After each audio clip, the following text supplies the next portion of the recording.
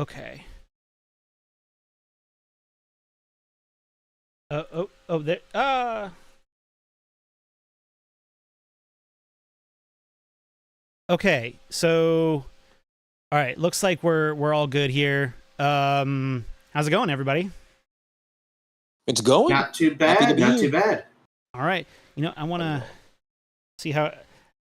This is how prepared I am. Let's see how we look on YouTube here, real quick. Okay, we're good. All right. So, I think let's start we're here to talk Starfield today, everybody, on this special Sunday evening, or not evening, afternoon, show. And I have a video on loop here. Let me make sure that it is set to loop. Okay. I gotta stop clicking away. There we go. I just did this mission. Oh, nice. Too long ago. So everything that you're seeing. So first of all, everything that you see on the screen here, it is early game, just combat footage, things like that, just to sort of have running in the background while we all converse. And to start the show, let's go through how many rough estimate of how many hours everybody has played, and what they have done within the game, just to have transparency across the board from everybody. Let's start with we'll go in order here. Let's start with Jeremiah there at the end. Oh, I must have put probably now 6 or 7 hours into the game. Okay. Hasn't been too much. I started it this weekend because I ended up getting sick. I was like, well, this is the perfect time, So, um, so yeah, I've got 6 or 7 hours. I got through the basics. My one goal I achieved. I'm now in the free star place. The Free Star Rangers. Free Star Rangers. Jinx. Yes, the Free Star Rangers. And so I'm being a space cowboy, and I spend my time using a lot of heavy Southern drawl euphemisms. One of my favorites so far has been, are you campaigning for a butt whooping because you're about to get elected? Did this in here. I've been having a fun time as my wife sighs heavily. But I'm big on role play. But that's right. I actually just finished this mission and then got this thing about going to an undisclosed location. Now I'm doing some mantis thing where I keep getting shot by turrets in a room. Oh! You have to do you have to do the puzzle. Okay. I had to give up on that because first I was like, well, maybe if I shoot the turrets, don't shoot the turrets. For anyone who's I read that you actually can shoot the turrets. Oh, you can. It's just not optimal. Yeah. You're going to be shooting for a long time. Just not the best option. Right. Exactly. Especially if you made a chunky character like I did, that's a lot of surface area for them to target onto. Do not shoot the turrets. I think you should but play that was a their puzzle? Master's game. But that was a puzzle? I just took some AMP and just blasted through and pressed the button. Nice. That's one way to do it. That's one way to do it. I did not know that was a puzzle. Yeah, that's a puzzle. You have to step on the correct letters on the floor. I'm okay. I'm not one of them educated types in my game, so I'm gonna have to go in tough but stupid. Okay. All right. Casey, we all know your situation, but go ahead. Actually, before I talk about my situation, I don't know. Jalen actually knows my situation, so especially since he didn't know one thing was a puzzle, I'm kind of wondering how many hours that he spent. Well, so okay, Jalen, go ahead. How many hours have you spent in the game, and what have you done? Well, my friends, I was actually convinced to buy the early access. So I've currently got now, I think 52 hours. Okay. And what have you done in the game? Like what have you what are certain things that you've progressed through? Let's see. I'm pretty much close to I'm at the end game for the main story. I'm doing the last mission now, but I'm so ready not to leave that I've just been doing a shit ton of side quests. Okay. And I've been finding a lot of them. The funny thing is, I've been doing the side quests that are not associated with the factions at all. You would be surprised of how many side quests of those there are. I just started doing the Free Star Rangers like 3 days ago. So the mission that we're seeing on the screen, I only just did 2 days ago. Okay. Welcome to the cavalry, brother. Oh wow. Yeah, man. But anything else that you've done? Romanced a few characters, dumped a few characters. Hey, that's the way to go. Yeah, dog. Unfortunately, you can't romance them all. So yeah. them's the bricks. That's what mods are for. Yeah, I get again.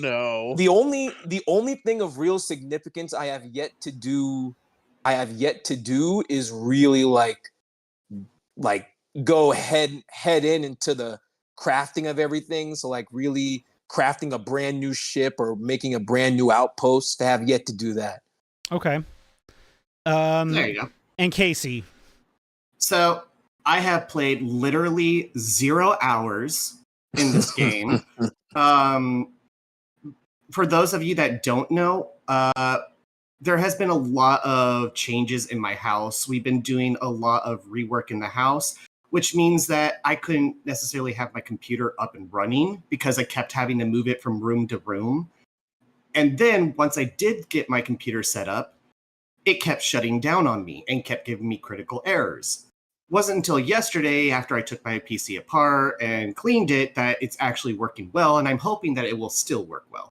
So that's where I'm at, and I'm literally just kind of going off of gossip and what I've heard at this moment in time. Yeah, Casey is here to just kind of give his thoughts on what we all have to say about the game. And I'm wondering if it would even run on your computer at the end of the day. I mean, I do have it downloaded. I've had it downloaded or pre-downloaded before it came out. Oh, okay. So I do have it. I just haven't started it up. Literally yesterday is when I actually fixed my computer. And yesterday I was running Baldur's Gate 3, which is probably the hardest game that my PC can run at this moment in time. And it was running actually even smoother than beforehand when I was playing it. So good. Who knows what's going on with my computer at the moment. Okay, and then I've put about 40 hours into the game. I have done some of the main story, but haven't completed it yet. I have completed the Free Star Rangers. I have completed half of the United Colonies stuff that you get in New Atlantis. So basically there's two mission paths that you can do with the United Colonies. I think that's what it's called. There's one where you go and deal with terramorphs, and then there's one where you handle where you do Crimson Fleet. So I've done the Terramorph one, and I've started the Crimson Fleet one. And that is... Have I done anything else? That's basically what I've done at this point. So now that we're all kind of on the... Now that we're all kind of on the same page as to what we've all done, let's talk about it a little bit. And we'll start with Jalen, because he's the one who's played the most. Jalen, we've talked about it a lot, but let's put it on the record. What are your thoughts on the game? We have, and I appreciate that, brother. But may I offer a counter? Sure, go ahead. I think we should let the person who has played the least, who has the freshest impression of just hopping in, start at first. I'm really interested to I hear what Jeremiah's got. All right, say. Jeremiah, take it away. All right, all right. Okay. So, jumping into the game, I was like, all right, it looks really good. It's pretty clean. I didn't see too many issues with it as I expect from a Bethesda game, you know? And I don't mean that to say, okay, Bethesda games are bad. Obviously, people like what they like. For me personally, Bethesda games usually grate on me a bit, which is how many different issues that happen, bugs that happen when you play it. Didn't have that. Ran pretty smoothly. I went through the stuff. I was playing. I'm a miner. I'm like, I get it. Okay, something big happened. Suddenly I'm fighting pirates. I was like, wow, we moved right into that, you know? Um, but overall, it's been a fun experience. Like I said, I've only got 6 hours into the game, and my only focus was to get over to the Freestar Rangers so I could be a space cowboy. So I was really just kind of going through it. But Nice. that also being said, as I've heard from multiple sources, of course, listening to Brent, talking to Brent, and of course, having my own negative disposition on Bethesda games just because I'm not the biggest fan of them. But then also listening to people who really like the game. So when I jumped into the game, I was like, all right, I'm going to try to be as neutral as possible with it. And I will say, from that standpoint, this has been a really fun game. I did start noticing some issues just in movement and clipping a little like halfway through, and I was like, well, this is interesting, you know, but nothing that has broken my game so far. No issues in crashing, so that's good. The persuasion is what I'm focusing, and the pistols, and so because I like to be the face of the party, and I will say that jumping into the Freestar Rangers, being able to persuade right out the gate was really awesome. Maybe it's because I haven't played enough. It's like, me, I don't feel like there's an option for this much at all, you know, for persuasion. Like I've got it to level 2. Now I got to do 5 persuasions. I'm 6 hours in, just constantly looking for any way to just talk people down. Space pirates don't like to talk too often, apparently, guys. I figured that out, you know. So it's like, okay, so we gonna do this. As far as the gameplay, it feels pretty smooth. Looks pretty awesome. I have to agree with some of the things people have said, even people who love the game about the flight mechanics. Hmm. It's it really just feels like an extension of yourself in space. So it doesn't really feel as dynamic. And that might also be a bias I've got because I play Elite Dangerous, and it has some aspects of Elite Dangerous from having to power up different systems to go power up different systems for Oh crap. combat right on the Okay, slide. so I apologize. There are some spoilers in this video. I do apologize. I meant to cut some of this stuff out. Um, so I apologize. Hopefully you don't notice it as much as um yeah, anyways, continue. There are some No, spoilers in this video. I apologize. But we won't directly talk about it. So hopefully you just yeah. Anyways, did we lose Casey? I think the spoilers were just too much for him. He's like, "No, I haven't played yet. He Uh, had to leave." Are you happy with that, Brent? You, you Yoko own your own group. I- No, I'm okay. just kidding. Anyways, go ahead. He'll hop back in if So, he. Yeah.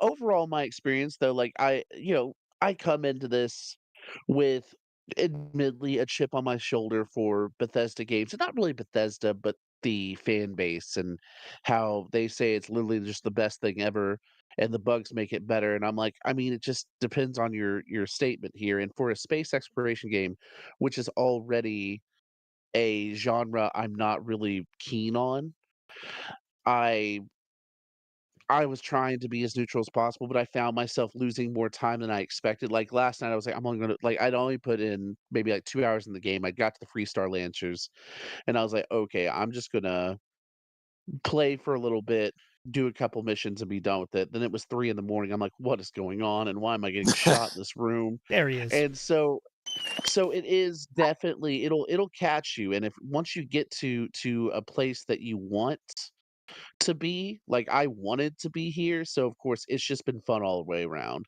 It seems like when I start a mission, suddenly another little side mission comes up. Some guy was like, "Oh, I wouldn't go over to this star system." some guy comes in, call me Charlie 3, nicest guy, it seemed, and he's just like, "It's pretty bad over there. There's distress signals." Like, I guess I gotta go save the day, you know? And it's just like it's got me because this is where I want it to be, you know? But admittedly, the whole time I was just focusing that, so I'm like, "Okay, I don't care about New Atlantis. I don't care about New Constellation." I just want to go be a space cowboy, you know? And so that's where I am. It has been fun. I'll give it that. I combat, so because I'm watching some of the video, like some of the shooting and the combat is pretty, I guess, not as dynamic as I want it to be. I'm sure that's not been a huge focus of it, you know? But like I'm trying to do pistols, for instance, and it's like pistols feel like they don't do any damage.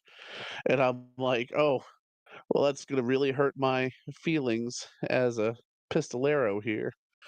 But so I found that like aiming or side or hip shooting is seems to be similar.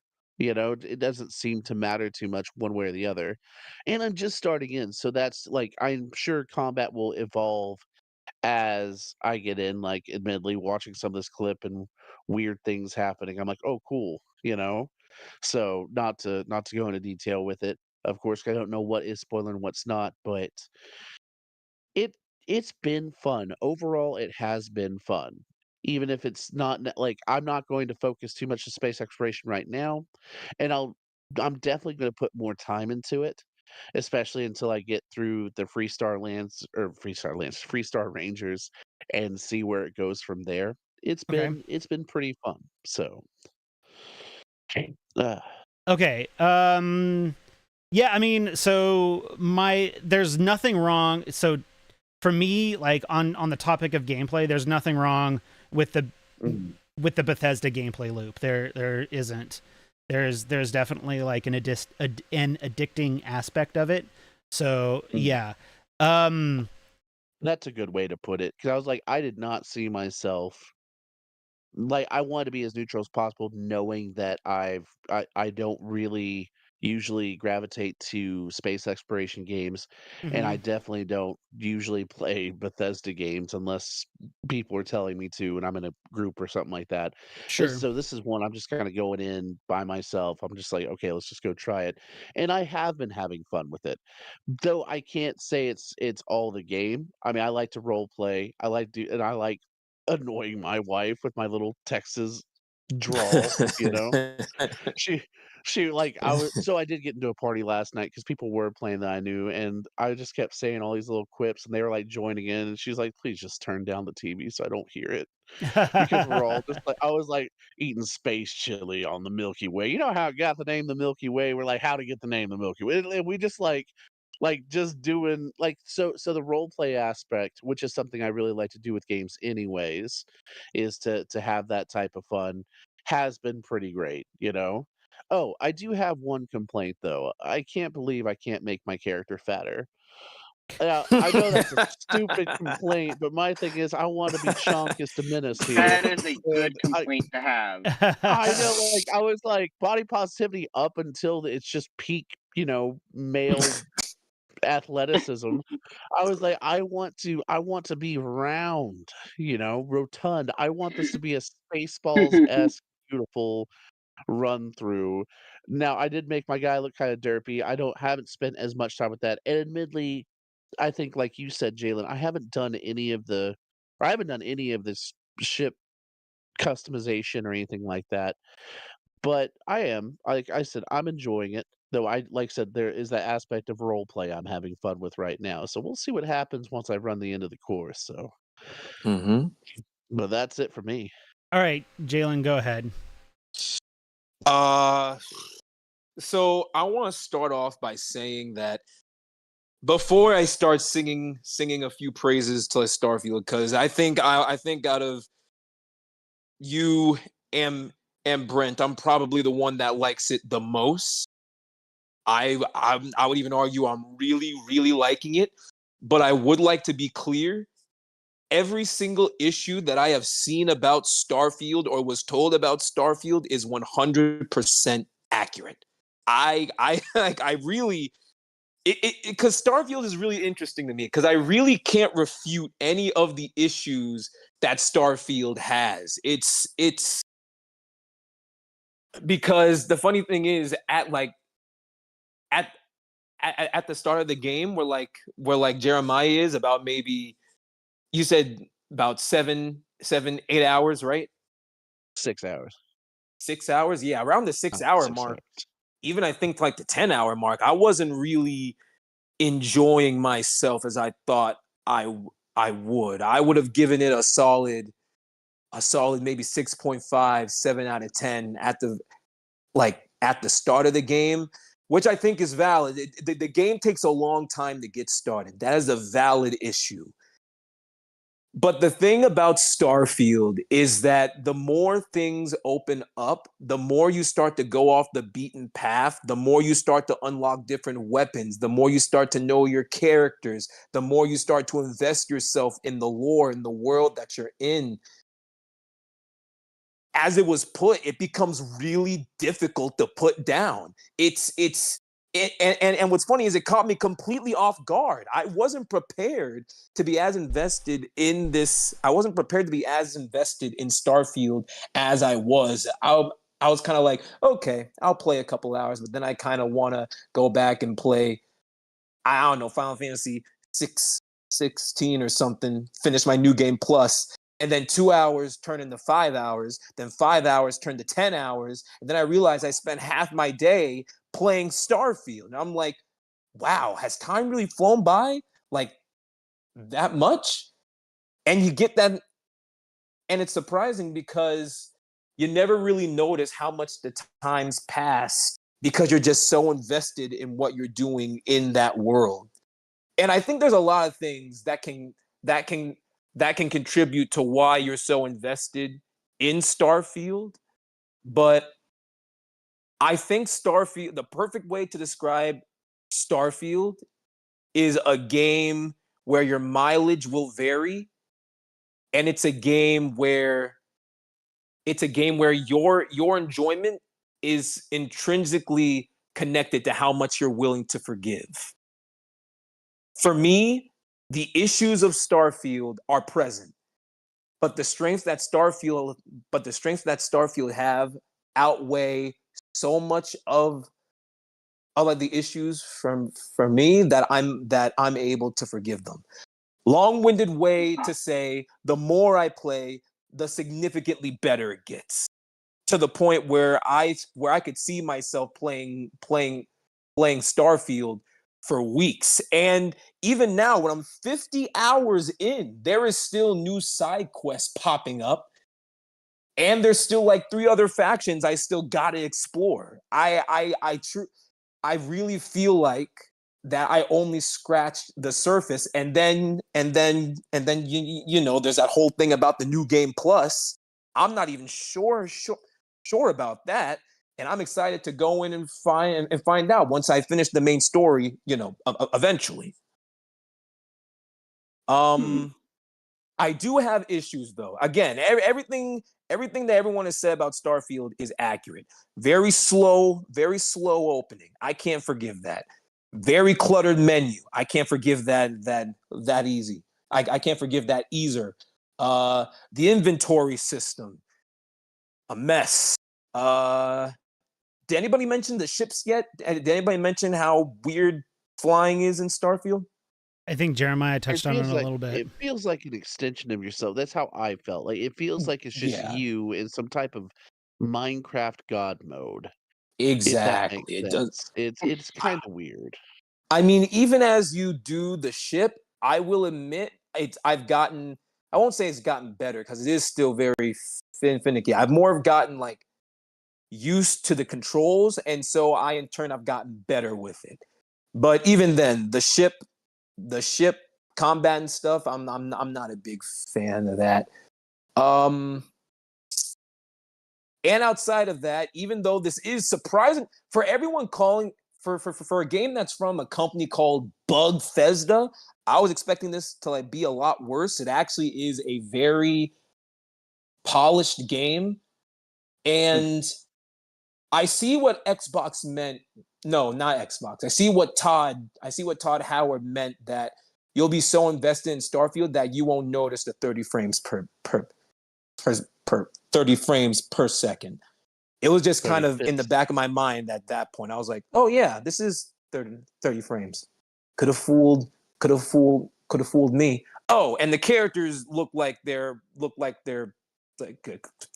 Oh, like they have some issues, it's man. Bethesda. It's They look like they Bethesda. dog. I mean, if you're not one of the main side characters, you look horrible.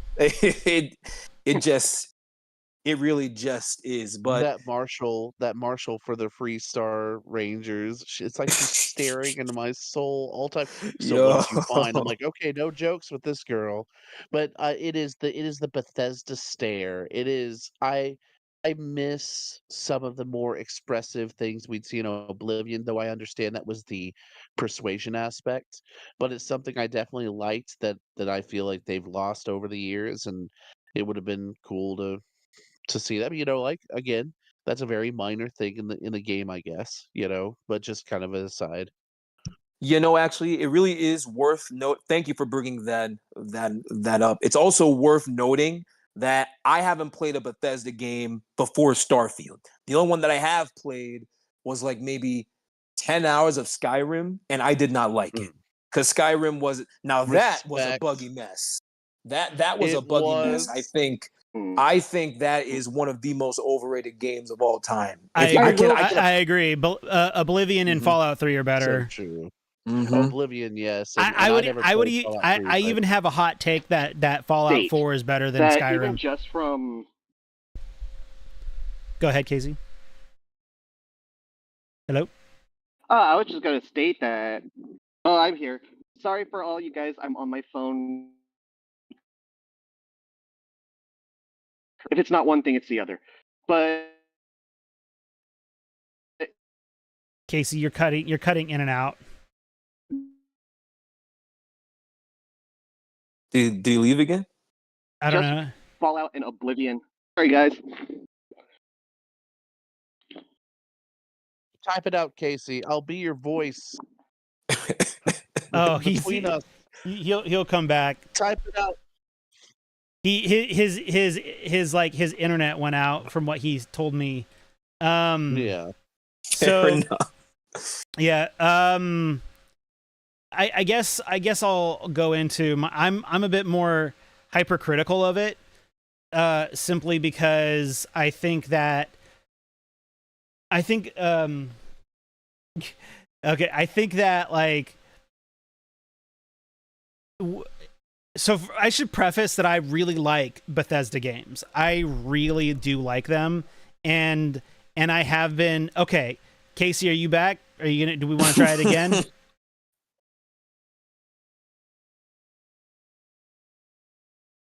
Am I back now? Okay. So many technical difficulties. Oh my gosh, I am so sorry, guys. No, it's okay. Go ahead and express your thoughts before I get into my thoughts. I was basically going to say the same thing as just even looking through the gameplay that Brent has playing. A lot of the models do seem like Fallout and Oblivion models, where they're just kind of standing there and doing the whole awkward NPC talking, walking stuff. Like you can even see TikToks of people pretending to be NPCs, and it's exactly what you see here. Yeah. So, okay. So I'll go ahead and start my bit. Yeah, and you missed this bit, but I was saying that like I'm a bit more hypercritical of this game. However, I was trying to preface that I'm actually a big Bethesda games fan. I really liked Oblivion. Skyrim is okay, but it's definitely my well, let me rephrase. It is my second to least favorite Bethesda game, with this one being my least favorite. But I've played all of them. I've beaten Oblivion, I've beaten Skyrim, I've beaten Fallout 4, and I've beaten Fallout 3. Fallout 3 is probably the one that I've spent the most time in. I I really liked Fallout 3 a lot, and it's still like my favorite to this day. But I like I said, like maybe my standards for Xbox games are a bit unfair, but I personally like if you're going to spend like upwards of $80 billion on acquisitions, then I feel like there needs to be a certain amount of investment in the studios that you currently own. I actually praised Xbox's decision to buy ZeniMax. I thought that would be a really good fit for ZeniMax and Bethesda, but like in my opinion, their games really like these games. They need to be perfect if they're going to just go around continue to spend money on buying up large publishers. Like, show us a perfect game. Anyways, so I had high expectations for this game. Everyone was calling it game of the generation, and I was like, okay, this game better be perfect. But it's, you know, not to like be just like another talking head about, you know, with using like internet buzzwords, but like there's a ton of loading screens. I mean, I don't think that you should have to, like, whenever like you're in a city like New Atlantis, almost everything should be seamless because it's an instanced location. So I'm thinking like having to, like, you know, even if the loading screens are short, like I think they're like maybe 3 to 5 seconds long, depending on what it is that you're doing. Like it shouldn't take, I should be able to just walk into the medical shop, the gun shop. I shouldn't have to load into those relatively small spaces. I don't mind 30 frames per second. I'm not like, I don't really care about that. I generally play almost all my games at 30. You watch movies at 24 frames per second. So like like a single player game, like being at 30, isn't a big deal to me. But if you're going to tout that you have the best console on the market, the most powerful console on the market, then prove it to me. And Xbox has yet to do that. But to me, this game feels dated. The creation engine can no longer like as Bethesda makes their games bigger and bigger, it is showing that this engine can't handle these bigger and bigger games. Furthermore, I've had at least 15 crashes on me over the course of the 40 hours that I've played. I don't know if it's a Series S thing. Maybe it is, maybe it isn't. But I've had it crashed on me today while I was playing. As early as today, it crashed on me. So it just basically, like, TLDR, I feel like the 7 out of 10 that IGN gave it is accurate, if not being generous. That's just kind of my opinion on it. And I also think that there's certain aspects of the gameplay. It's just like the craft. Like I've been complaining about the crafting for days now. The crafting is a nightmare. I feel like I'm having to do, like, it's like, one, why can't I break down weapons for their parts? Like, why do I have to like go back and forth between the research station and the crafting station in order for me to make just to make a barrel? It's just like I'll be sitting there crafting, and so I feel like they dumbed down a lot, or not dumbed down, but I think that they overcomplicated things that worked in previous games and were still fun. Did I say that right? But like I said, perhaps like the game is fun, but like, and it's okay for, I have no problem admitting when like a mediocre game is fun. To me, this game is incredibly mediocre and does not live up to the current, like the standards of what a current generation game should be. And the amount of people letting this game off the hook for things that they're hypercritical about in other games is astounding. And and I mean, this is almost like a different conversation, but if we don't start holding all of these big developers, especially if they're owned by like the second largest company on the planet, like if we don't hold them all to the same standards, then nothing's going to ever be better. And frankly, like, I feel like, and this is, once again, this is like a topic for another conversation. This generation has been rather disappointing, despite the fun that I've been having with a lot with titles across the board. Anyways, I've said my piece. If I may go ahead and kind of go off of you, Brent. Jalen, I do have a couple of questions. You said that you were playing for a while before you actually started getting into lore, and you started, going off the beaten path, right?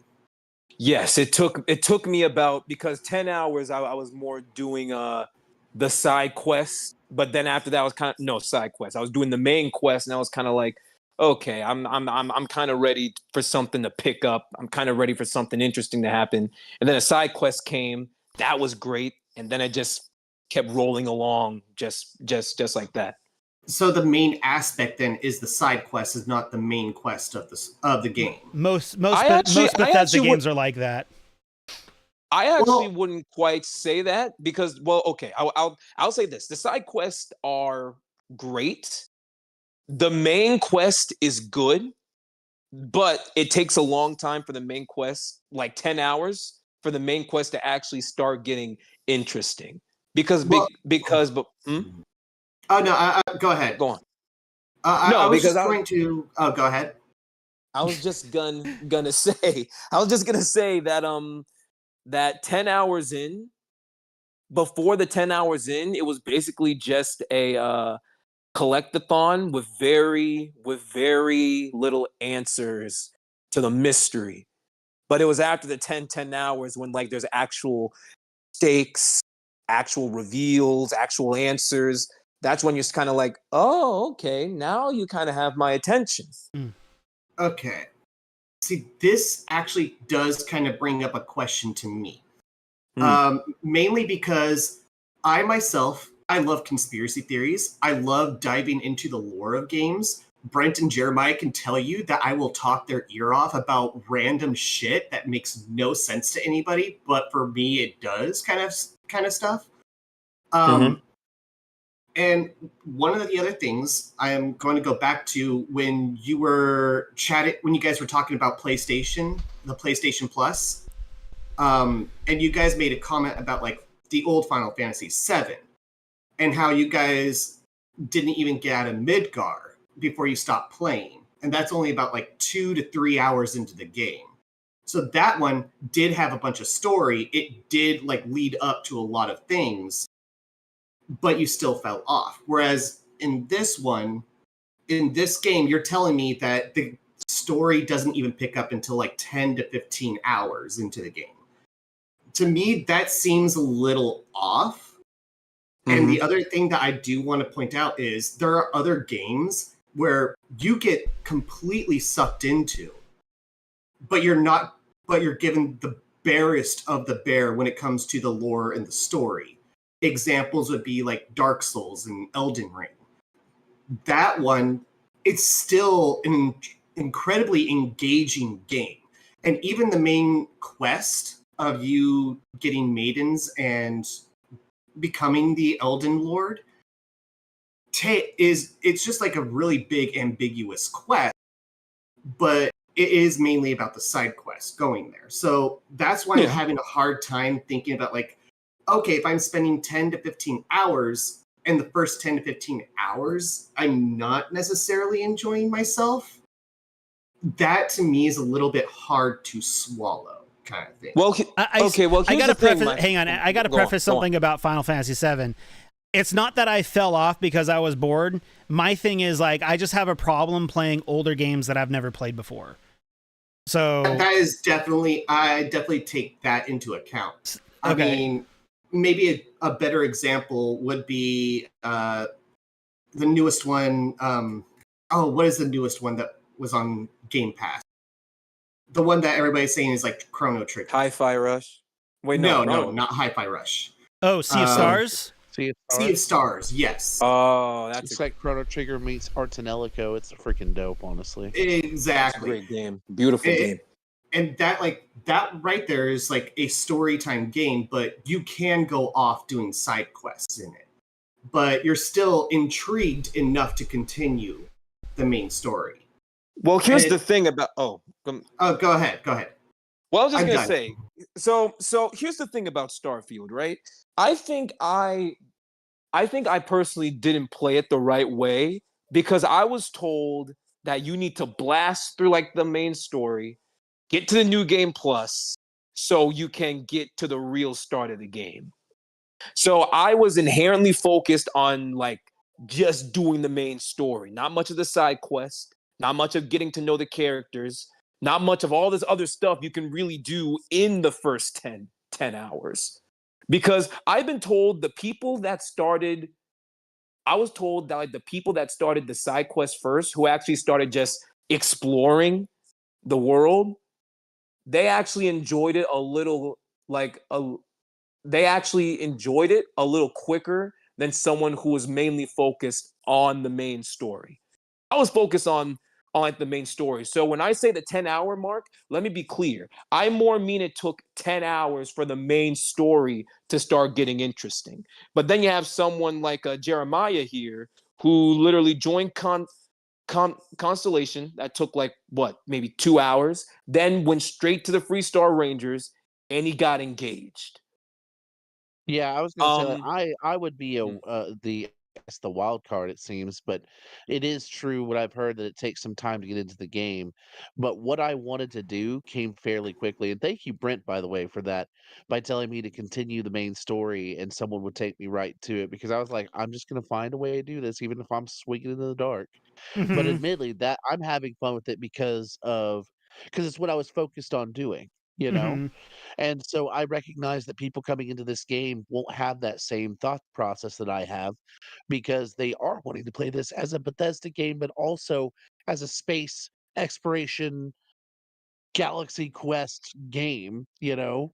And for that point, from what I understand, it takes a couple of tens of hours, you know, so 10 to 20 hours before you start getting open to exactly what you were wanting. So I just wanted to, I meant to preface that. I was like, I know that my focus might be a little different than the typical Bethesda and space player, you know?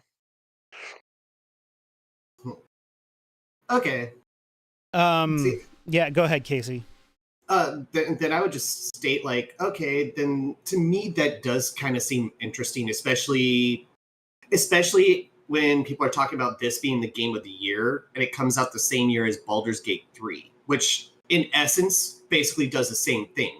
You're given basically a blank slate. You just need to do something to get the worm out of your head, but it's all about the side quests and who you meet and your exploration. In fact, even a lot of people do state don't do the main side or don't do the main quest until a little bit later. Just explore when you first go into Baldur's Gate. So it does seem a little bit weird to me. I mean, I love the aspect of exploring space and being a space cowboy or a space mercenary or a space pirate, but I also kind of feel like that would work more in like an MMO setting than a Fallout type of setting. Jeremiah has had similar um opinions on that. Yep. Yep. I'm in a being in a group with my friends last night and talking is great. It reminds me of whenever I played Skyrim for the first time. But even then it's kind of like I feel like I'm missing. It would be awesome if we were all in this together, you know, I don't. playing as I don't. I, Three-Star I Rangers. don't think creation can handle a multiplayer game. That's fair. That is fair. Well, and that's so that I mean that goes from the engine that you're talking about too. Like Hmm. obviously this feels like a Bethesda game, you Hmm. know. Going to each planet, like it's awesome to jump with low to no grab. It's pretty fun, but ultimately It's pretty straightforward as a Bethesda game, but just like my previous experiences with Bethesda games, I really do wish there were certain aspects that had multiplayer, which could be its own conversation of what we think it could improve on later, you know? But definitely something that I will stand by is no, this is when you start getting this big into an open world exploration game, you need to have some points of multiplayer because you're already relying on I won't say the imagination, but the player to find their own fun, you know? I know a lot of people and I know this is kind of a weird taken, but one thing that I've heard is that modders have already started and everybody's super excited for that. And I'm like, I mean, that we shouldn't be so excited about mods this early into the game. No, There should be enough to No, yeah, keep you yeah. focused on the game. And the fact that y'all are all focused on this to me is like one could say that's lazy development because they knew people would mod it so they left it open like this so they would mod it so they could do half the work for them. Mhm. that's a That lot is a of personal thought. yeah. There's Go a ahead. lot of discord on that online right now. It's like, well, like the modders are already coming in and fixing things. I mean, I think there's. I mean, this might be inaccurate, but I think there's already people out there who have the game running at 60 frames per second. I And they also believe it. I don't know. have I don't know pay. about that, but one go ahead. No, I was just saying they also have a paywall on it. Oh, Oh. Yeah, really? So I so so one thing kind of I funny. will note is it's not even the first weekend and someone's already made city maps, you know? Oh, the city maps is a Um huge problem. Are you kidding me? Like, Oh yeah, No, uh, modders created that within the first week of the game being out on early access. Like city maps modding was already like create from what I had seen. I'd seen some links to go to it, and I was like, no way. And that's part of my if that is true, then that's part of my argument. It's like uh, that is lazy development I then, get I Mhm. get you all know? turned I get all turned around in New Atlantis. Like it's just it I yeah, I can never seem to figure out where it is that I'm going in New Atlantis to like find like the gun shop or yeah. like the clothes shop. That's another thing. Clothes don't make any fucking difference. Like, I mean, maybe a little bit, but I very rarely see myself switching out of one particular. Like, I'm always wearing a spacesuit. Like, I'm always wearing a spacesuit because I never know if I'm going onto a planet that can or cannot like where there's atmosphere, right? Like they so basically two means of like what you wear is it's it's a little. I feel like there's no point to it. I feel like they could have easily like I don't know. If anything, they should have just focused on just like the spacesuits and as opposed to just sort of like casual wear that you would walk around a planet on in with atmosphere. How The did we point get is, trick. but back to but yeah, anyways, back to the city map thing.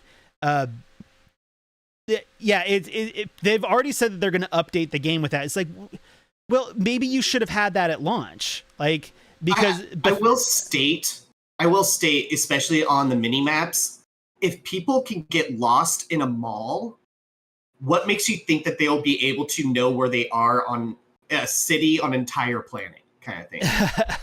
um yeah, I mean, That does seem a bit counterproductive, especially if you're making such a big game. You do need to have at least some landmarks, so that way people know exactly where they're going. there are Yeah. like signs that will point you in the right direction, but even those is just even like, I mean, even in like a mall, like there's like, it's like you need to go here. It's like, well, this doesn't really help me out that much. Like Mhm. Oh, no, and you are here. yeah, Go this way and this way. Like, no, you need to have some kind of direction or some kind of waypoint system mhm. in order to show you what is a good path to travel or what's the quickest way to where you're trying to go.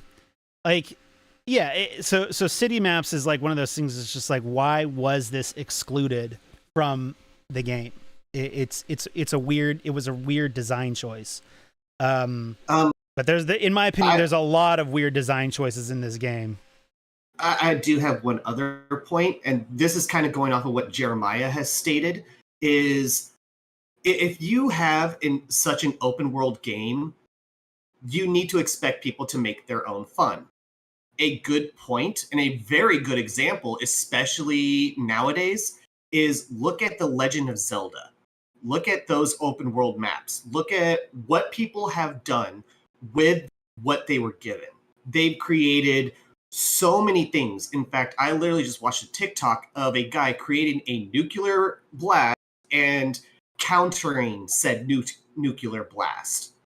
So it's like, this is what people do. They do like playing with it, but there needs to be meat. There needs to be something other than the go role play, have fun, be free kind of thing. It's like, we do need at least a little bit of direction and a little bit of challenge. I kind of disagree on that point because I feel like there's a world where both can exist. Tears of the Kingdom is definitely in its own realm where like a lot of its enjoyment is that player freedom of creation, right? Mm-hmm. For me, I feel like Starfield is more that player freedom of you can be whoever you want to be and do what you want to do. I kind of feel like but the thing is, I get the same feeling from Tears of the Kingdom as I did from Starfield, just by two different ways. One of them gives me the freedom in like my creation. The other one gives me the freedom to be who I want to be and how I want to handle multiple situations. Yeah, I thank you. I kind of feel like it's the role playing aspect of it all that really makes Starfield special. I only found out a couple days ago that you do have more you do have more options other than to just persuade people. You can intimidate, you can instigate, you can Well, that's in every Bethesda game. Yeah, I was gonna say that's just D&D, dude. I don't know that because I never played. Yeah, you need to play some other Bethesda games. But like it's like basically what you're talking about is just standard Bethesda. That's not even just standard Bethesda. That's just standard Dungeons and Dragons. I mean, play Baldur's Gate, and that's how it is. But look, if that's standard is still good. It is a really impressive standard that I haven't really seen before.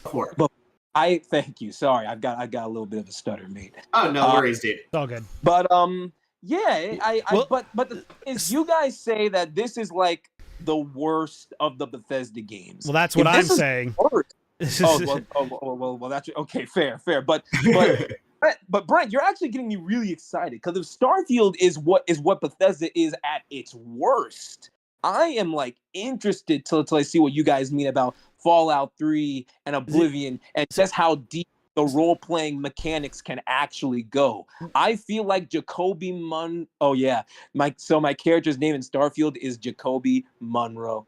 It's such an awesome name. I love it. Right? I feel like Jacoby Munro.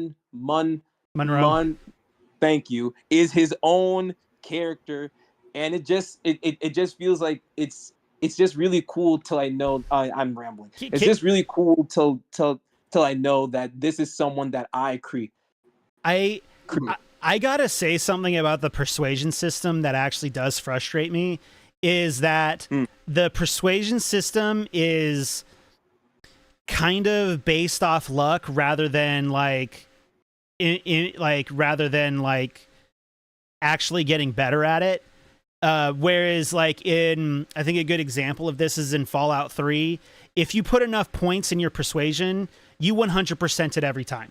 Like it actually even said so they're basically like when you're talking to somebody in Fallout 3 and all of a sudden you come up like there's different ways of talking to this person and different percentages of so for example, like if you're persuading that person, if you got enough points in your persuasion or whatever, it'll show like 83% success.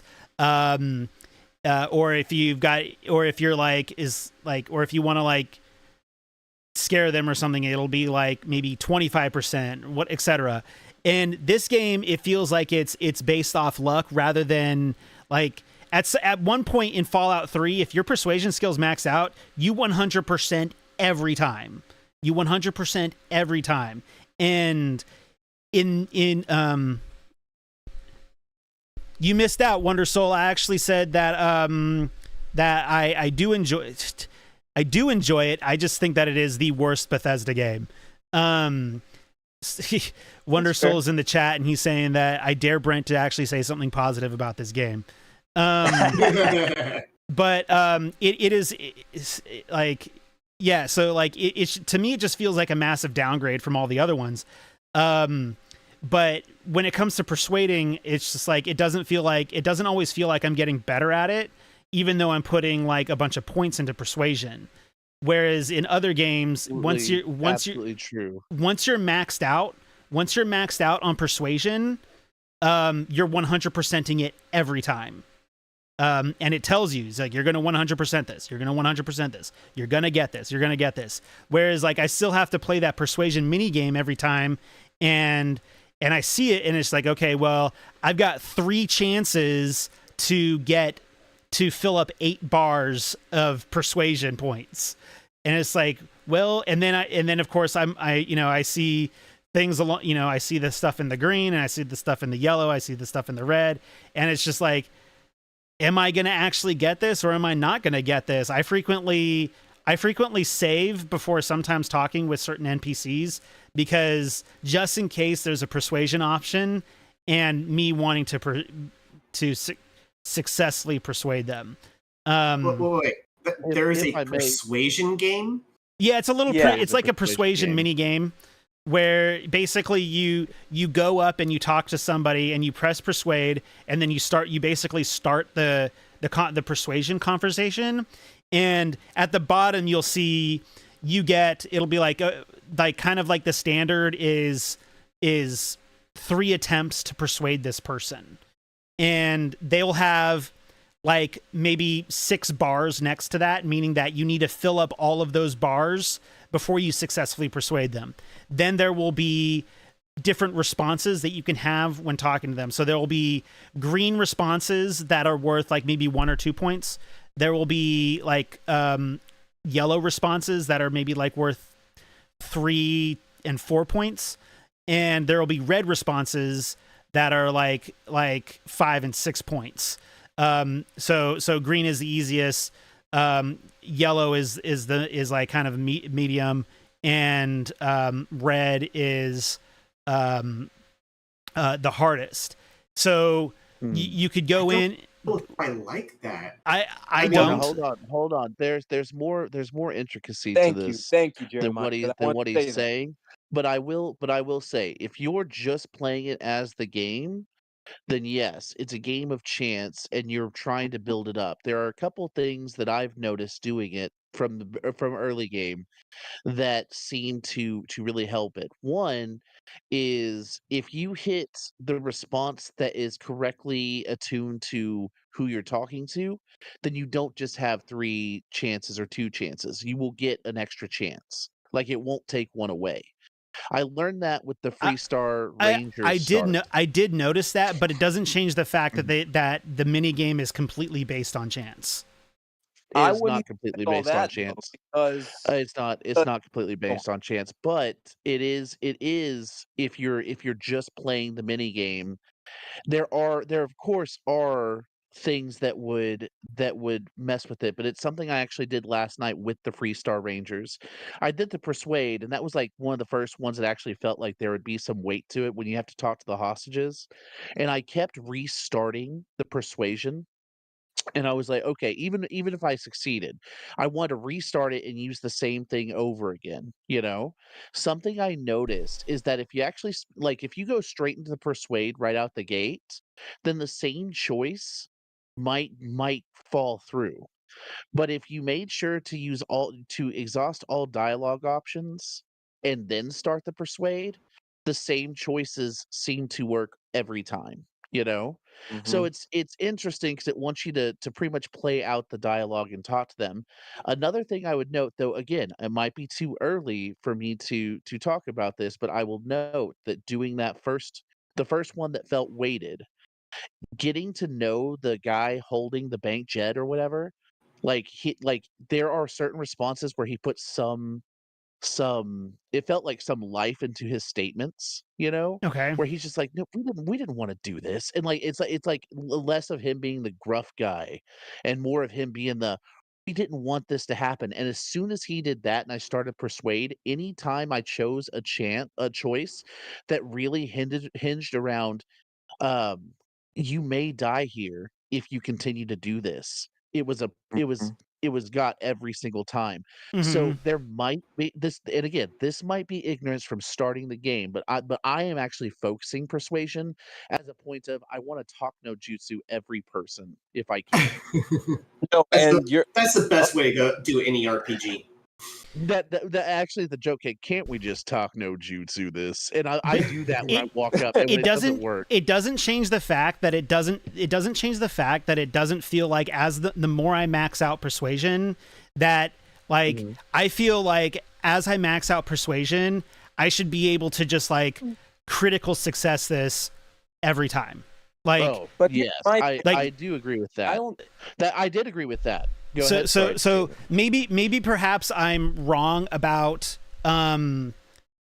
perhaps if I'm wrong about the mini game, it doesn't change the fact that like if I'm plugging more points into persuasion, I should be able to just go in and and when I'm talking to someone and persuading somebody, I should be able to just like boom, you got this. Boom, you got this. Boom, you got this. So that way it feels like I'm actually like getting better at my persuasion skills.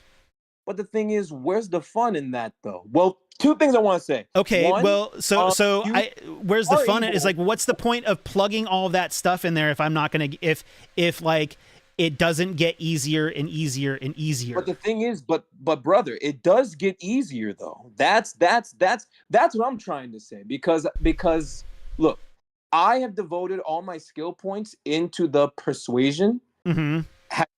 and as you do that, it does get easier. But Okay, I but really can you get it in? it, Can you get it in one shot every time? no. But I listen, want I'm okay. that. But I but want but that I'm like you get in other Bethesda games. That's fair, but but this is where I'm at, right? From the novice who's never played a Bethesda game. I'm like, if if I know I'm gonna get the persuasion every single time, that's just gonna get kind of boring to me. I kind of like how every persuasion is a game, and I kind of like how every persuasion is a game, and how shoot, and how even when you're maxed out, there is still that chance that you still gotta be very careful of what you're picking and pay attention to what that person is saying, because that's the point of it. It's a game. You have to be like, okay, so my chances are going to be higher, but I still have to be sure I'm making the correct choices. I because as you be, Then because what's as you what's the point of putting all those skill points into the persuasion tree if It's like to make sure because that it does get 5% easier attempts are because it does get 55%. easier as time Ugh. goes on. It's just not a auto thing. That's all. Mhm. It's just not an auto thing, but it does get easier. I do agree with Brent on the fact that if you spend so much time, especially for how much you have to invest in skills. mhm. Now, mind you, I don't know what the last point of persuasion is. Persuasion seems like one of the easier ones. Just like pistol, honestly, because all you gotta do is get kills with pistols. Mhm.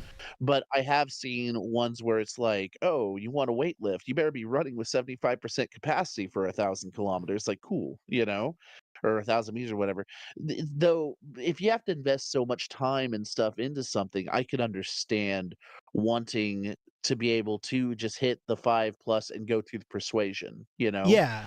Like But I lean towards you, Jalen, because I like actually. So that's something I was focused on in this.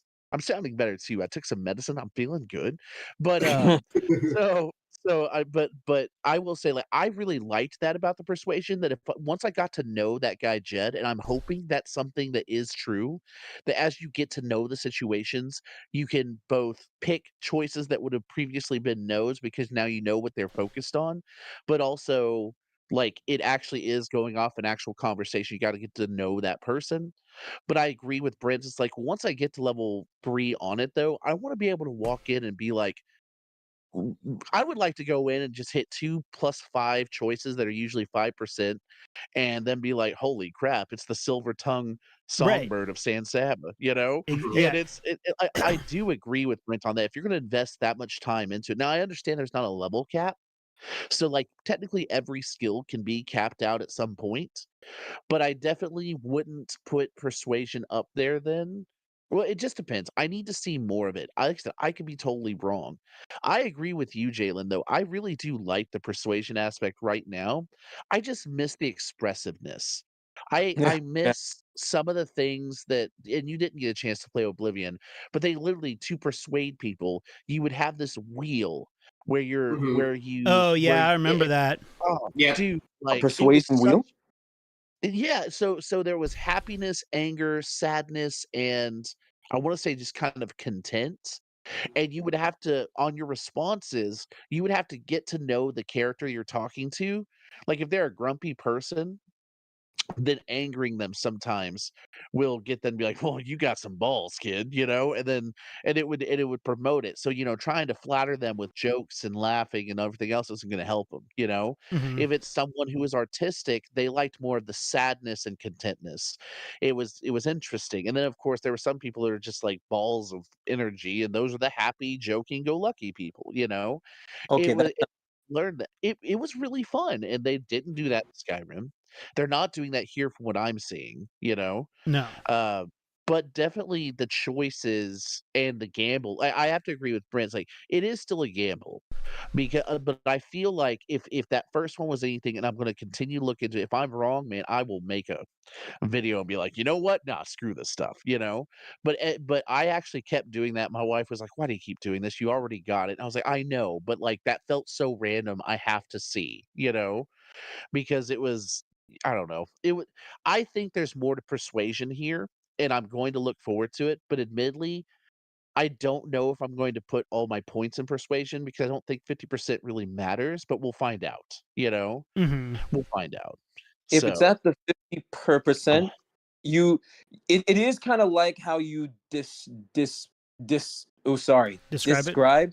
Yeah, like if you have the 5 and 5, you could your chances of getting the persuasion anyway with you if you have the 10 points and you pick the two hardest points, you have a higher chance of that going going through. That's basically how the persuasion upgrade works. But I hear you, man. And also let me be clear. I hear both your points. It's a valid point. Like you guys, like after you guys invest so much time into getting these are points, getting all these skills, right? You want to be able to just have it like happen. Again, Hmm. I'm the noob. I don't know shit.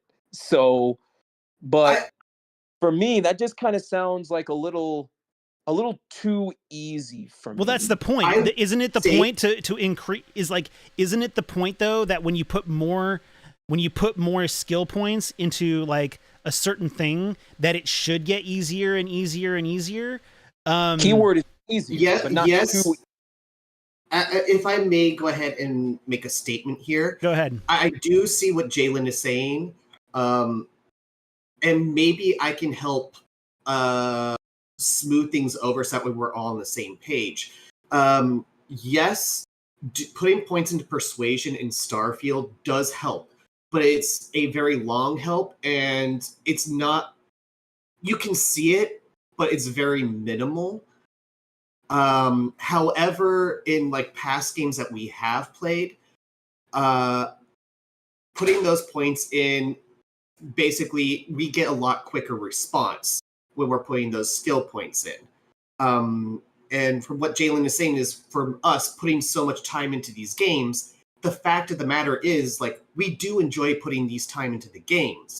However, we can only play for like bursts of time at a time. So for, I don't know, for somebody that is able to play multiple hours of the game, you're able to see the progress. Whereas somebody like me, for example, I can only play maybe 2 hours, maybe an hour a day of the video game. I'm not going to be able to see the progress when it comes to that kind of thing. That, I think, is the main difference. You can't be in a game for 10 plus hours or 6 plus hours and just starting to scratch the surface of it, kind of thing.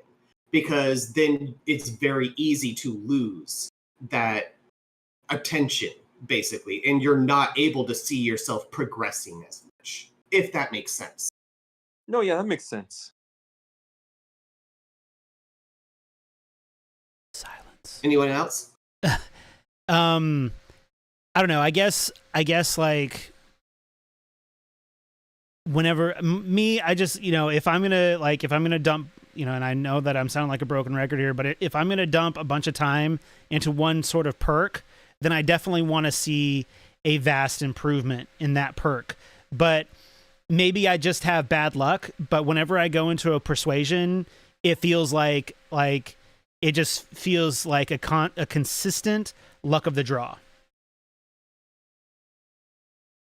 It hasn't felt that way just yet, but again, I'm just starting out. I do feel like when you go into a persuasion, you know the type of person. Like the first one I did with because they took you to that weird tutorial, and you freaking who was it you talked to? It was like a space fleet person. No, not a fleet person, the pirate. And that pirate's pretty gruff. So it's like, so when I first started, I mean, and you know me, I'm a psych dude. I like to talk to people. So my thing was, ooh, if I was being held captive by a space pirate dude who just wants demands, I'm gonna have to give him the power to get the power, if that makes sense, you Mm-hmm. know? And so I'm Yeah. just like, yo, bro, you have everything. I want you to look at the ship. I ain't going to do anything. It's like, but I'm gonna tell you, there's nothing there. And like by doing that, I was able to win that out first try. And I'm like, and so I've been able to do first try on all of them actually and I feel like that is a running theme, but I'll have to see. But again, I'm very people oriented. So my thing is if they're gonna give me the bait, I'm gonna take it. Mm. Um, I'm looking forward to doing it, but and I definitely see because I think it's like what 5% for the reds, it's like 25% or 30% for the yellows, and the greens are really high up there. And I think that like once you get up to the highest persuasion, greens are always 100% because greens are not always 100%, I should No, say. they aren't. They are not. So I believe they're 50%. So I think the 50% makes that 100%. It makes the yellows 80%, and it makes the reds 55%, which is a huge jump in the number. It means that when I flip the coin, and if I do it twice, I should, by theory and in a perfect world, get the answer right on one of the flips. May, But at may, the same time, maybe the better way to put it is maybe perhaps the RNG gets better, but it doesn't change the fact that it's RNG. And yeah.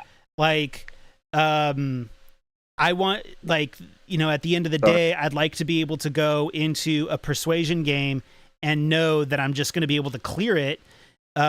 Even yeah. So Yeah. do you get like, so I don't I know, know if I get what you're saying because my thing is 50 when I saw 50 I will say this, when I was looking at the skill last night and I was like 50%, I was like, I get it from a numbers perspective, but that makes it to where the red the red portion doesn't doesn't get I mean, it gets a jump, but it's still a gamble? And I would and from what I understand from the red portion, it was like in the low, if double digits, like the ones, like 10 or 15%? Mhm. And I agree with you. If I'm going to invest about 4 skill points into persuasion, I'm going to want, and for everything you have to do for it, I would want it to at least be 75%. So I'm like 80% of the time getting it? I can understand some misses, but a coin flip after you invest that much time, especially for how much time it takes to invest in each skill, you Oh know, yeah. I do understand your point to it.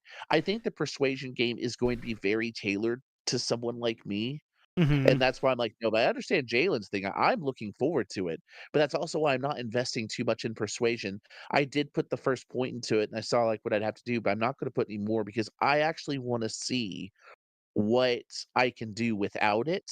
Because if it's negligible, if it's all about just like listening to it, then it is one of those things that will pique my interest. Mhm. But we'll just see. I'll have to, and that's why like, I was thinking about streaming yesterday. I think I told you I was thinking about streaming, but I couldn't because I was like, no, I'm gonna be testing some things, and ain't Mhm. nobody gonna want to watch me restart the same save even after I get it just to see it, you know. I But Hey, that, you'd probably be surprised on that. I I got mean, I that's what I'm looking for. I gotta say, like I think that Skyrim, like despite the fact that I didn't care for Skyrim that much, I think it's got the best leveling up system in my opinion. And basically, like, and I think I've described this to Jalen a couple times, but I like how in that game you kind of have access to everything at like rank 0. But say that you pick up a sword and you start swinging the sword, you're all of a sudden leveling up in swords. And you know, so basically you right from the get-go you can level up in your particular play style right off the bat. And as your main level goes up, you get perk points, and if your sword skill is high enough, then you can plug those perk points into the sword skill tree. That's and I think that Oblivion had something similar to that. You know, you go running around and you jump all the time. All of a sudden, like your athletics is through the roof, and you can literally bounce off water. I love that. I mean, but so that's I got you guys are getting me real excited to play these other Bethesda games. I'm ready. I want to play more. yeah, They're really good, honestly. yeah. I mean, they're like, you know, Wonder Soul wanted me to say something positive about Starfield. I like Bethesda games. Starfield has that typical Bethesda gameplay loop that can be addicting. To me, it just feels like there's been a lot of things that have all of a sudden become overly complicated when they worked in other games and were still fun. So that's just where I'm at with it. Yeah. I can honestly see that. Bethesda going into another circle where it's like they're trying to implement things, and some things are overcomplicating, and some things it seems like they're oversimplifying, which is making it more complicated, if that makes sense. Sure. But let's see here. Isaac says it's all fun and games until you take a persuasion in the knee. Yeah. Dang it, Isaac. In any case, does anybody else have any like things that they want to talk about in regards to the game? I do really. Oh well, did anyone? I thought I heard someone. Oh, I was just gonna say, like, I am looking forward to playing it. Like, after everything I've heard, I'm still looking forward to playing it. I am planning on playing it, and I'm probably gonna have fun because I do love Bethesda games. I'm just wondering how quickly I'm going to get distracted in it. You can get distracted fairly quickly. Like, oh, that's you gonna be great for me. You can. It's just like, yeah, I would. My word of advice is before you do decide to go get all distracted in some stuff, get to. I would say follow the main storyline until you get to Neon. And then once you get to Neon, you can just go do whatever you want. Like that way you kind of know where like a couple of the main cities are, the big main cities are. And and by then you've overheard enough, and you're introduced to enough crap that you can just go back and do the things that might have sounded interesting to you at the time. That's my thought. But like, that takes about to get to Neon, that takes about like 5 or 6 hours. Oh, fun. Okay. So anybody have any other, Jalen, go ahead. You had a comment? Yeah, I just also wanna state that I feel like a lot of my immersion and my enjoyment of this game, outside of like the side quests and just the side quest and the planets, is the presentation of Starfield. I think that's the one thing I don't, because which is fair because you know, presentation in this day and age, you have to have good presentation. It's like a requirement. And to give Starfield credit, I think that for this Bethesda game, I wasn't expecting it to be nearly as polished as it was. Apparently, everyone I know is getting a bunch of bugs and shit. I haven't experienced one. I've experienced my fair share. I mean, No, through exactly. crashes and weird, as Jeremiah said, weird clipping. And I don't know. Once again, I don't know if it's a Series S problem or not, but I get at least one crash every time I turn the game on to play. That is so weird to me because I'm playing on Series S too, and the worst I'm telling you, the worst thing that I've had were like what's the worst thing that you know the what do you call it, the frame rate dips, frame Oh rate yeah, dips. there's definitely frame rate dips. Yeah, that's the one thing there. But I've never had like a significant crash. Okay, I did see one minor bug, and it was a character just all of a sudden walking in their underwear, which I guess in any case it was a girl, so it was pretty good for me. But it it was still a I little. don't want to see that smut in Bethesda. No, I'm just kidding. I'm just kidding. No, but I think one of the biggest strengths of Starfield, outside of everything I just listed, is the presentation, and of that presentation is its music. I actually really love Starfield's music a lot. I think it might be one of my favorite.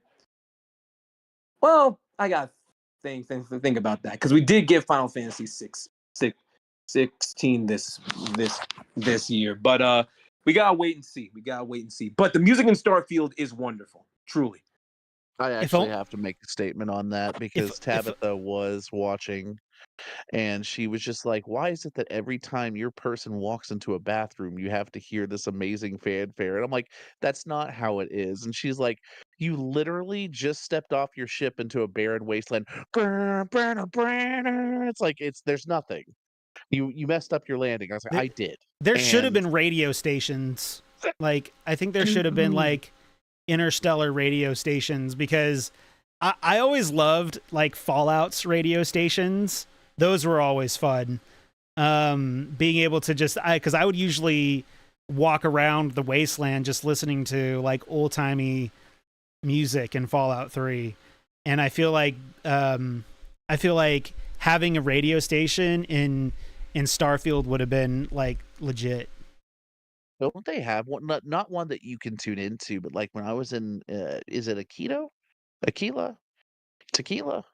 The Free Star Ranger system, but like I heard music and them talking about New Atlantis, and so they have something, but yeah, Yeah, it's but it's not nothing something that you can just like tune into. tune into the way that you could in Fallout 3 or in I either don't of the know much about Fallouts that, in Fallout 3 and 4. but that is dope. I wish that you could. Like, I wish Hmm. there was stuff. I admittedly maybe that's me trying to force GTA into this, but like it'd be hilarious to have your own radio station of like space music and like them blatantly rip off Star Wars or something. Dude, Mhm. the GTA's radio stations have always been like straight fire, especially in Yeah. Vice City. Vice City radio stations were so hilarious. Oh my And- god. GTA. I mean, even if City we go like with Fallout 3 and having Three Dog, can't we have Star Dog? Some Right? kind of radio DJ? Right.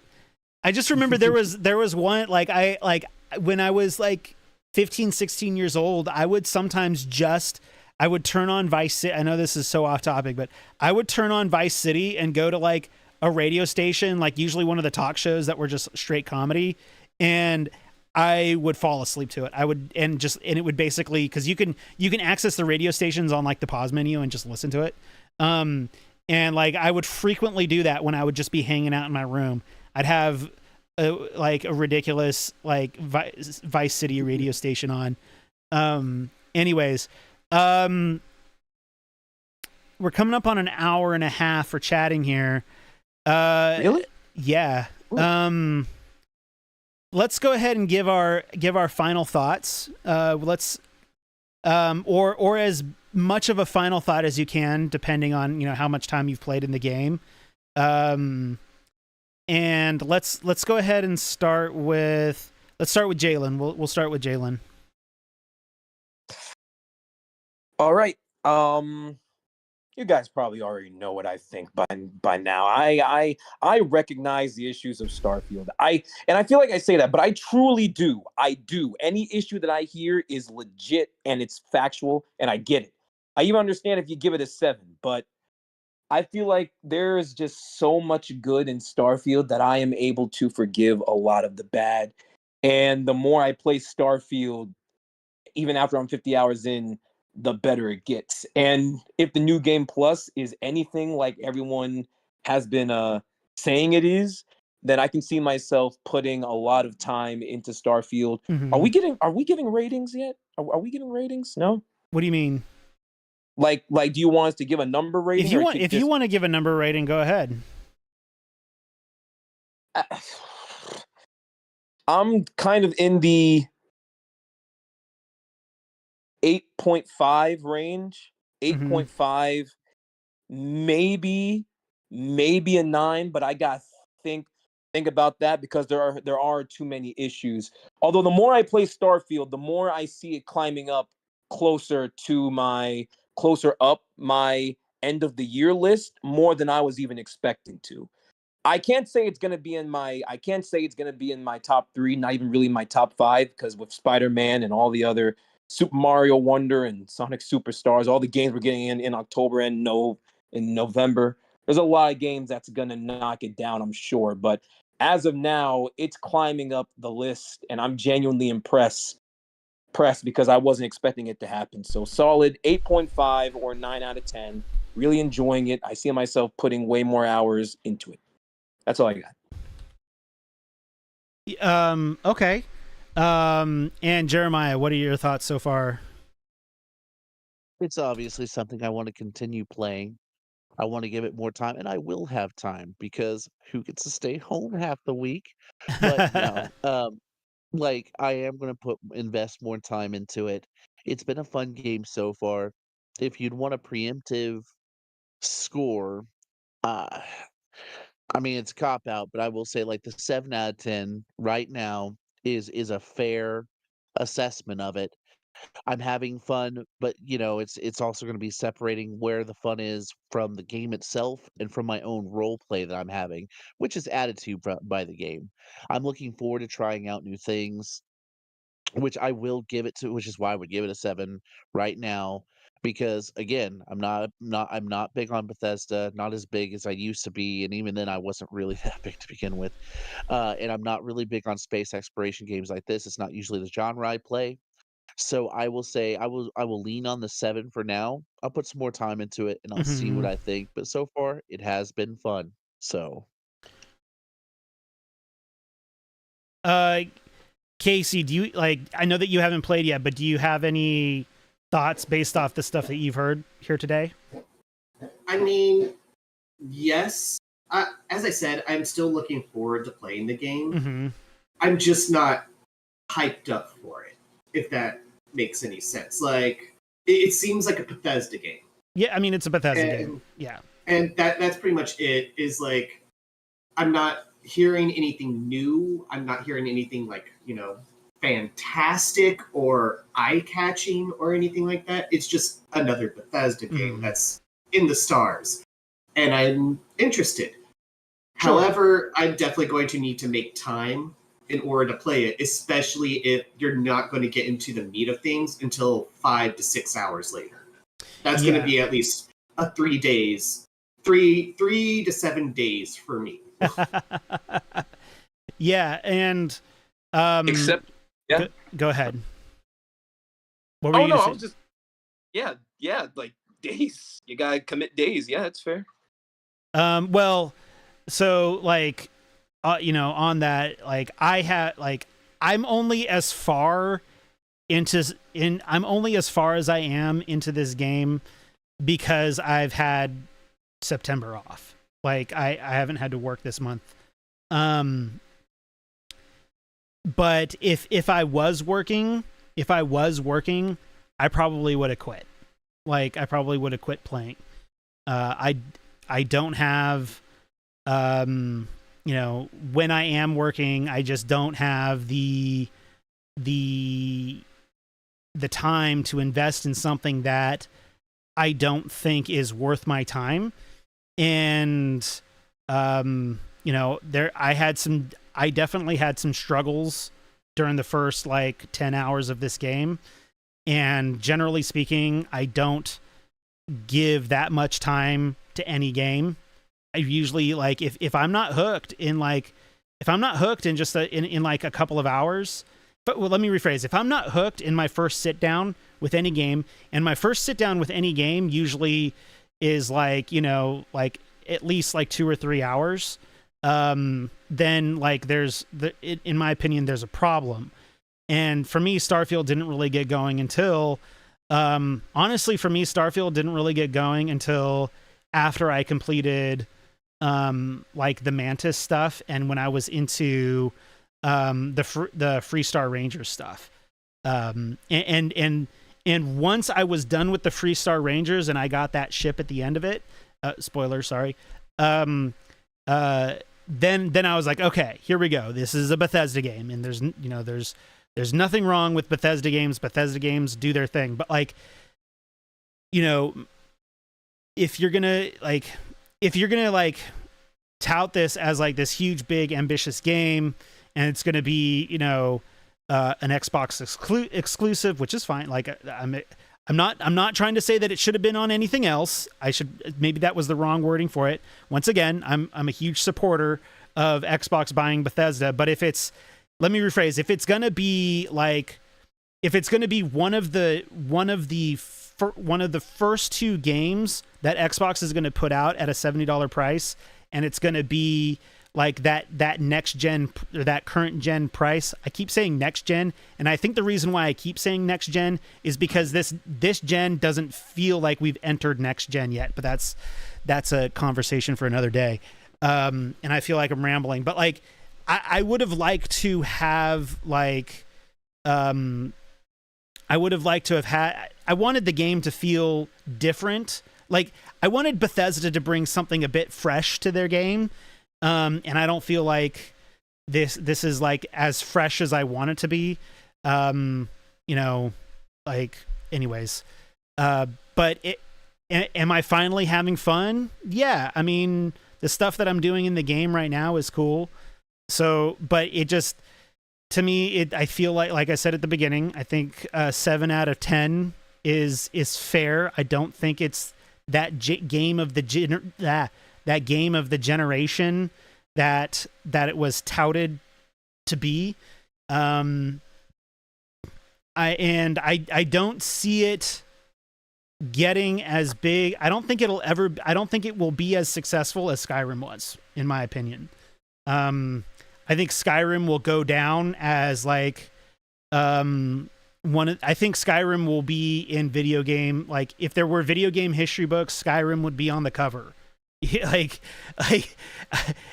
if that makes any sense, considering like how many times it's been re-released over the past 15 years or however long it's been out, almost 15 years. Anyways, that's kind of my final thoughts about it. Could I just say, huh? Could I also say one more thing? Sure, go ahead.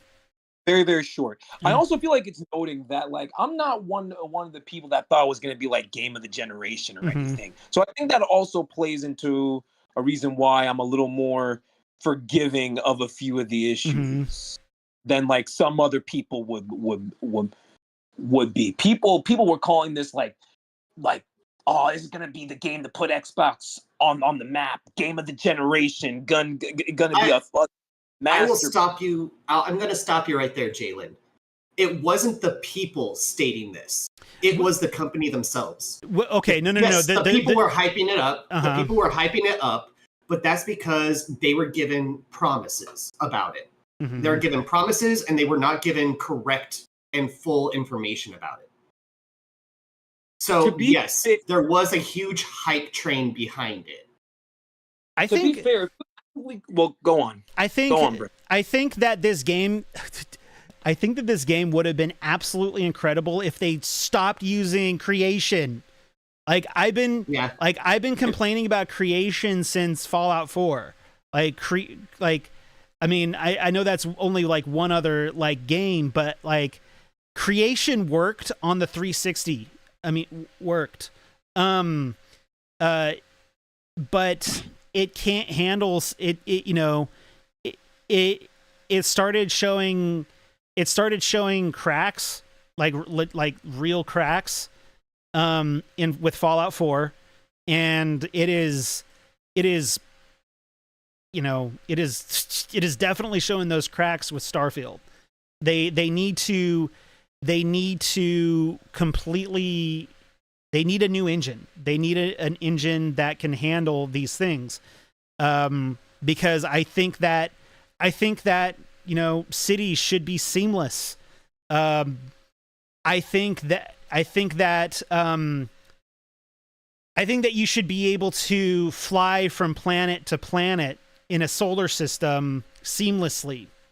If you do that, and it's been shown online that if you fly from one planet to another, it takes literal in-game hours. Like it takes like hours. Like I think, what was it, that one girl, she flew to Pluto and it took her like 8 hours, and when she got to Pluto she flew through it because because it wasn't properly loaded in.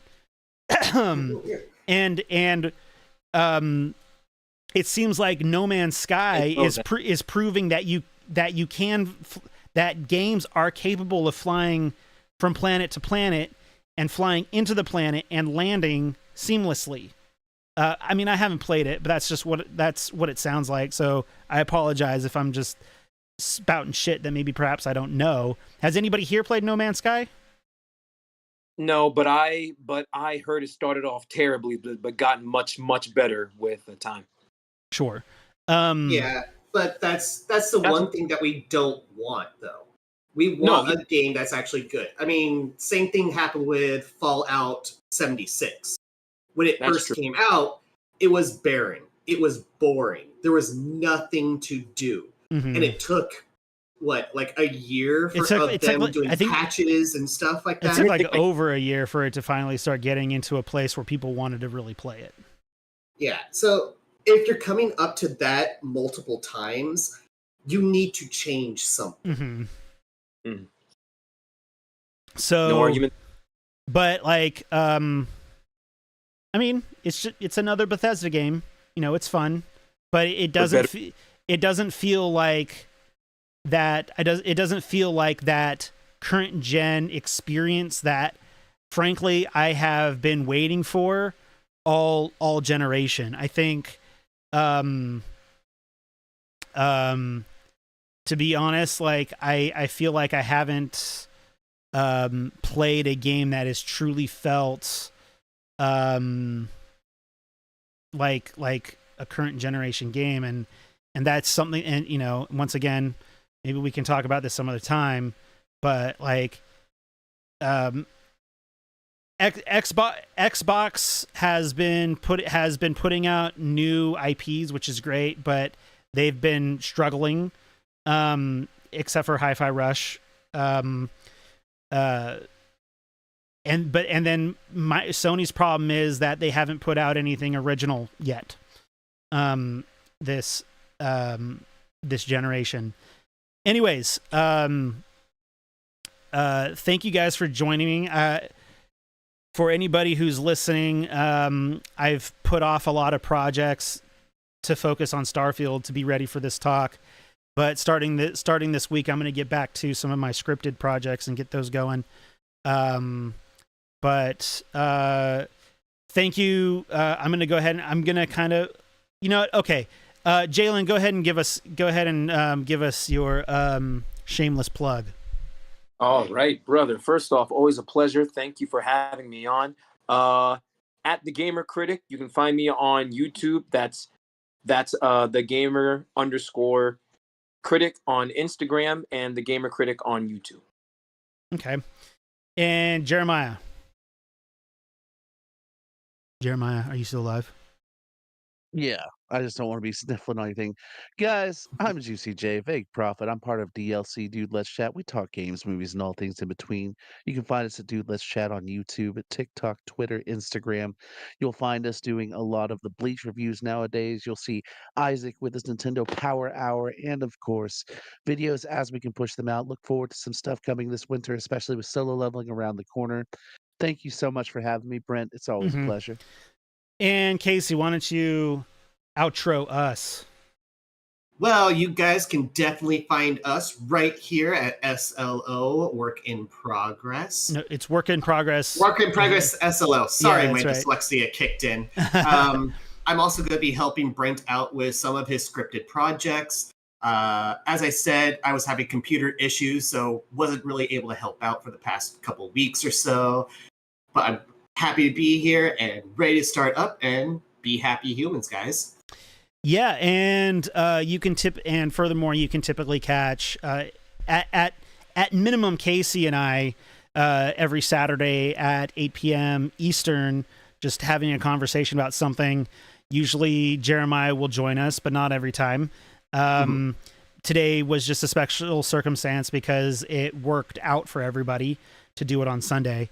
So once again, everybody, thank you for being here, and we will catch you all some other time. We'll see you next Saturday.